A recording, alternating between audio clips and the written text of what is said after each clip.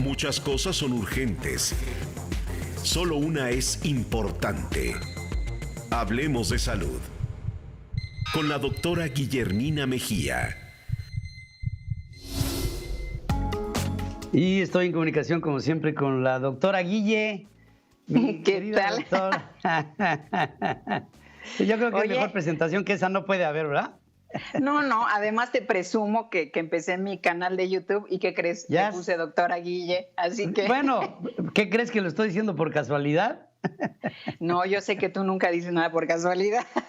No, pero estoy diciendo porque ya te vi y además Ay, ya te estoy siguiendo y ya estoy siguiendo a la Guille adolescente y por supuesto que estoy contigo siempre.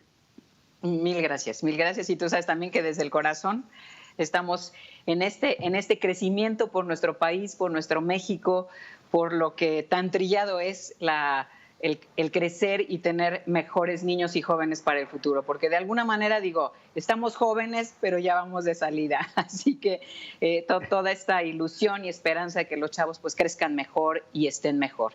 Y para no tener esos dolores, porque hoy vamos a hablar de dolores, pero es hablar de dolor y dolor crónico. Vale la pena hacer una distinción entre lo que es el dolor agudo y el dolor crónico. La estadística que tengo es de 2010 en Estados Unidos. Como primer motivo de consulta, pues es el dolor. Y prácticamente entre 500 y 600 billones de dólares es lo que se gasta un país en toda la incursión que tiene que ver con el dolor. Y vamos a hacer la diferencia entre un dolor agudo y un dolor crónico. El dolor agudo es aquel que empieza de manera súbita, pero que dura menos de 3 meses. Y aquel que empieza de manera insidiosa, que dura más de 3 meses, ya le ponemos la etiqueta de dolor crónico. Nuestro país es de gente aguantadora y luego no van a tiempo a consulta cuando hay un dolor que no se distingue entre agudo y crónico, quizás por el tiempo que ha sucedido o que está pasando. Pero para los clínicos es sumamente importante porque un dolor crónico, que vamos a suponer que se diagnosticó más temprano, se trata como dolor agudo, pues vamos a tener un fracaso terapéutico. De ahí la importancia de hacer la distinción entre lo que es agudo y crónico. La otra distinción o clasificación que nos es muy importante es reconocer los 3 tipos de dolor. Hay un dolor que se llama sensorial, que es un dolor opresivo, que es un dolor sordo, que es un dolor que se presenta en mucha gente que dice es que lo ubico, lo localizo, sé que está ahí exactamente el dolor. Y este dolor obedece a un daño tisular, es decir, el daño en los tejidos que está provocando la liberación de toda una serie de neuroquímicos y de químicos de nuestro cuerpo que favorece la llamada de atención. Y obviamente los receptores al dolor, los receptores nociceptivos, que así se llaman, bueno, son los que nos van a dar esa alerta. Hay un segundo tipo de dolor, que es el dolor neuropático, que es cuando está dañado a algunos de los nervios, ya sea periféricos, centrales, y que nos va a llamar la atención porque ese es un dolor punzante, es un dolor como ardor. Es un dolor muy de los diabéticos que tienen este problema, por ejemplo, en los pies, en donde el exceso de concentración de carbohidratos y demás provoca el daño directamente a las terminales nerviosas. Y este tercer dolor, que es el dolor visceral, que es un dolor tipo cólico, que es un dolor en el que la persona, sobre todo esto se presenta en víscera hueca. Este dolor también es llamativo porque a veces, por ejemplo, tumores de vejiga, que no se le da la importancia y que de pronto, después de 3 meses, bueno, pues ya tenemos ahí un diagnóstico que no necesariamente es un dolor agudo, sino crónico.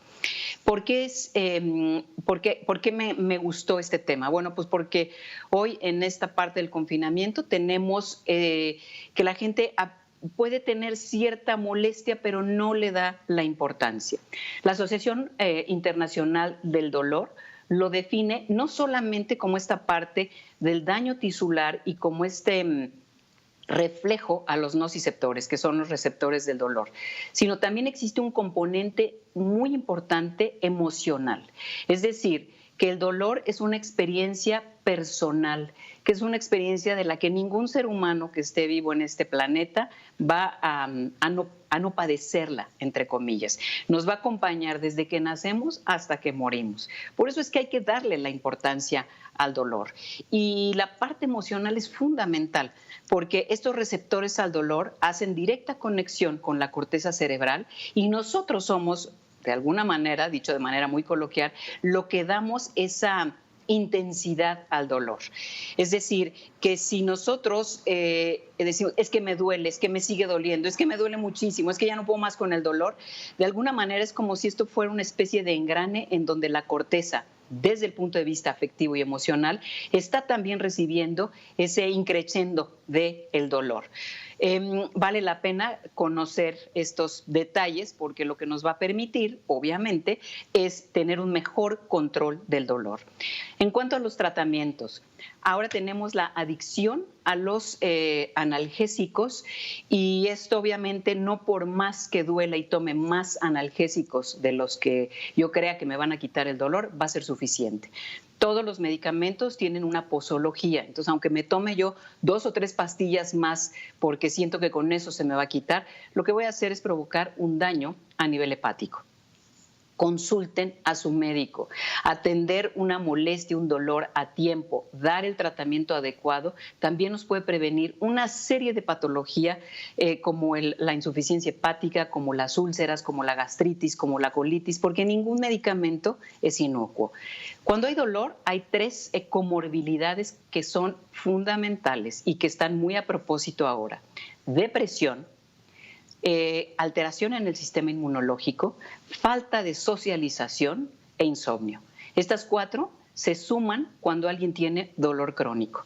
Por eso, pues me parecía muy prudente porque hoy en estas circunstancias en las que estamos viviendo, bueno, pues esto puede incrementarse, la depresión, la falta de socialización y estar concentrándome en mi dolor.